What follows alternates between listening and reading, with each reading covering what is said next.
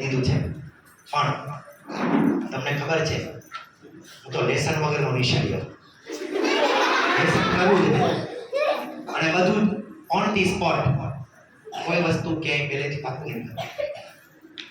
પણ વિદાય હોય, કોઈ પ્રોગ્રામ હોય અને નકુમ સાહેબ ન બોલે તો અધૂરું કહેવાય, બોલવું જ નહીં. તમે શું હતા, શું છો, શું થવાના છો, એ બધું તમને બહુ ઓછા સમયમાં કહેવાનું છે.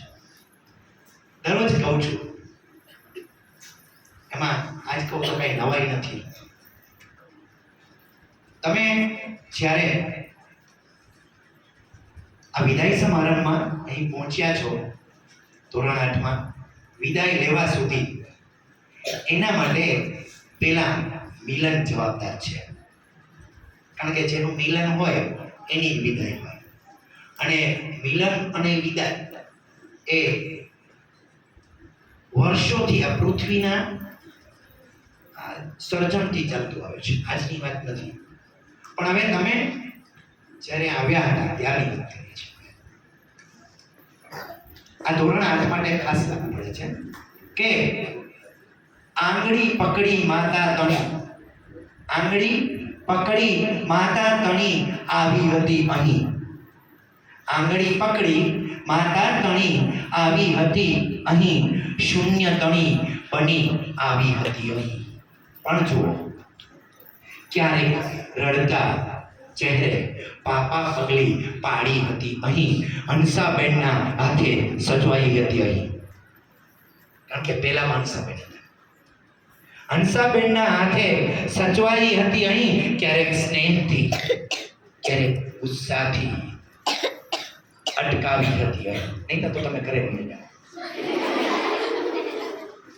કૈલાસબેનના કર્તવ્યથી કંડારાઈ હતી અહીં, કૈલાસબેનના કર્તવ્યથી કંડારાઈ હતી અહીં, ને ભાવિશાબેનના ભાવથી વિભોર ભરાઈ હતી. દમયંતીબેનના દમદાર શિક્ષણના વિચારોથી વણાઈ હતી અહીં, દમયંતીબેનના દમદાર શૈક્ષિક વિચારોથી વણાઈ હતી અહીં. નેભાભાઈના નંદનવન સમા પવિત્ર નિવેદનોથી, નેભાભાઈના નંદનવન સમા પવિત્ર નિવેદનોથી નવનીત બની હતી અહીં.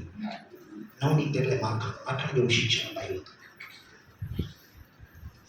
સંજયભાઈના સ્નેહથી સિંચાઈ હતી અહીં, સંજયભાઈના સ્નેહથી સિંચાઈ હતી અહીં. નારાયણભાઈના ધાર્મિક વિચારોથી વણાઈ હતી.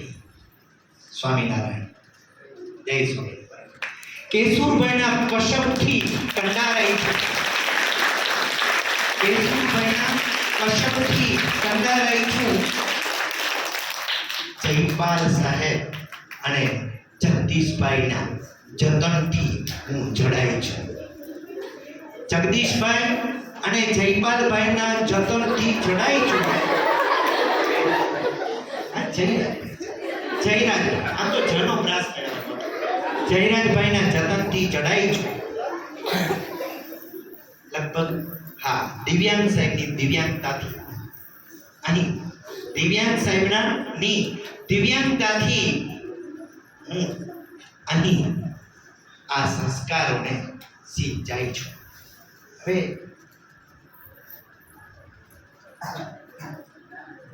દાના સાહેબના દૈદિત્યમાન સંસ્કૃત દાનાભાઈના દૈદિત્યમાન સંસ્કારોથી અને સંસ્કૃતિથી સિંચાઈ છું અહીં. પણ જુઓ, તમારા બધે હવે કોણ બાકી? કેસર. ક્યારે ઠપકો આપવાની આદત છે મને, ક્યારે ઠપકો આપવાની આદત છે મને, ને ક્યારે હસવાનું વ્યસન છે મને, ક્યારે હસવાનું વ્યસન છે મને, ક્યારેક વળી તમને એક હાથ પકડીને ઘડવાની આદત છે. તમે બધા ઘડાયા છો, વણાયા છો, તમારામાં કોઈ કસર છોડી નથી અમે. સમજો બરાબર. કેળવણીની એક પણ કસર છોડી નથી અમે. કેળવણીની એક પણ કસર છોડી નથી અમે. અને તેથી જ આજે ધોરણ 8 માં છો તમે. તો આવી બધી સરસ મજાની વાતો, પણ હવે મારે એ કહેવું છે કે સાહેબે તો શું છે કે બધી વાત તો વણાય, પણ એમાં જે રહી જાય હોય એ મારે લેવાની. સંસ્કૃત, ગુજરાતી, અંગ્રેજી, હિન્દી બધું આવ્યું, પણ મારું સંગીત રહી ગયું. સંગીત રૂપી સ્નેહથી તરબોળ છું હું. સંગીત રૂપી સ્નેહથી તરબોળ છું હું. અને આ બધા જ ગુણો તમારામાં છે, એટલે હવે તમને ક્યાંય તકલીફ પડતી નથી ને પડશે પણ નહીં.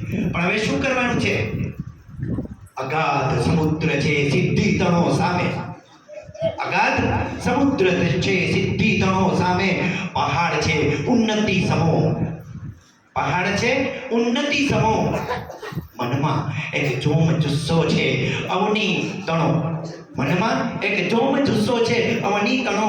પ્રગતિનો પહાડ ખડકાયો છે, એને ચૂમી લઈએ. સાગરના સમુદ્રને આ વિદ્યાના પી લઈએ. બસ આ તમારે કરવાનું છે. જ્યાં તમે હો ત્યાંથી તમે જશો. 9માં, 10માં, 11માં, 12માં, પણ જ્યાં તમે જાઓ ત્યાં તમારી નમ્રતાનું ઘરેણું શોભે. તમારા વિવેકની વંદના લોકો કરે. તમારા અસ્તિત્વને લોકો પ્રણામ કરે. અને તમારા જીવનની સુગંધનો સૌરભ સમગ્ર આયુષ્ય દરમિયાન તમારા જીવનમાં અને આસપાસ ફેલાઈ રહે. આવા મારા સૌના આશીર્વાદ છે તમને. પણ જોડો ક્યાંય કરમાઈ ન જતા, કારણ કે ખીલવાનું છે. ક્યાંય કરમાઈ ન જતા. તમે શું છો? તમે પ્રગતિનું ગુલામ છો. તમે ઉન્નતિનું આકાશ છો. તમે કંઈ કમ નથી. અને એટલે જ એક સરસ મજાનું છેલ્લે કહી દઉં. અમે બધા છોને ઉના કનક દેવતી. આ બહુ મને સરસ એક કવિતાની પંક્તિ વેણીભાઈ પુરોહિત ખંભાળિયાના, એને એમ કીધું છે, સરસ મજાની વાત છે કે મારે હૈયે વનવન તણા વૃક્ષોનો છાંયો ના. અમારી પાસે જંગલ અગાધ હોય અને એનો મોટો છાંયો હોય. મારા હૈયે વનવન તણા વૃક્ષોનો છાંયો ના. પણ શું છે?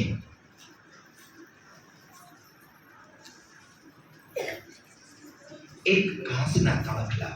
પણ કેવા છે? મારે હૈયે વનવન તણા વૃક્ષોનો છાંયો ના. તૃણ છે ઉર્મિના રસ ભર્યા. આ ઘાસના તણખલા પણ એક ઉર્મિથી ભરેલા છે. છોને ઉના કનક દેવડી. અને મેં સોનાના દીવા નથી, પ્રકાશ કે સોનાનો દીવો બનીને પ્રકાશ ફેલાવીએ. છોને ઉના કનક દેવડી. કનક દેવડી એટલે સોનાનો દીપક. છોને ઉના કનક દેવડી. પણ શું છે? બની કોડિયું માટીનું ઉજવાળું કો ગૃહ ગરીબનું. તો એ મારે મન કહો તમે આવા બનજો. તમે જીવનમાં એક તમારી સુગંધ સૌરભ ફેલાય. તમે ખૂબ ઉન્નતિને આંબો. તમે ખૂબ પ્રગતિને પામો. તમે ખૂબ જીવનમાં આગળ વધો.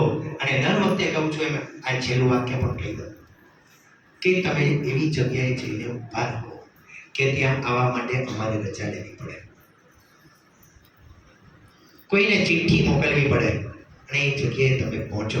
તમે બધાએ ઘણી બધી વાતો તો કરી છે, હું આ બનશું આ બનશું, બહુ તમારા વિચારો સરસ છે. પણ જોજો એ વિચારો વચ્ચે કરમાઈ ન જાય. એ વિચારો વચ્ચે વિલિપ્ત ના થઈ જાય. એ વિચારો વચ્ચે અટકી ના જાય. અને એટલે જ આગળ ડગલું માંડો. તમને મર્દથી સંબોધન કરું છું, ભલે તમે મહિલાઓ છો. આગળ ડગલું માંડો મર્દો. આગળ ડગલું માંડો. હિંમત રાખો, દૈવત રાખો, ડરની વાતો છાંડો. હિંમત રાખો, દૈવત રાખો, ડરની વાતો છાંડો. મર્દો આગળ ડગલું માંડો. એમ કે વિદ્યાર્થી આગળ ડગલું માંડો. પણ આ બધી વાતો ત્યારે થશે તમારામાં સતત વિચારોનું એક વામ વેણ સતત સરકતું રહેશે, પ્રસરતું રહેશે.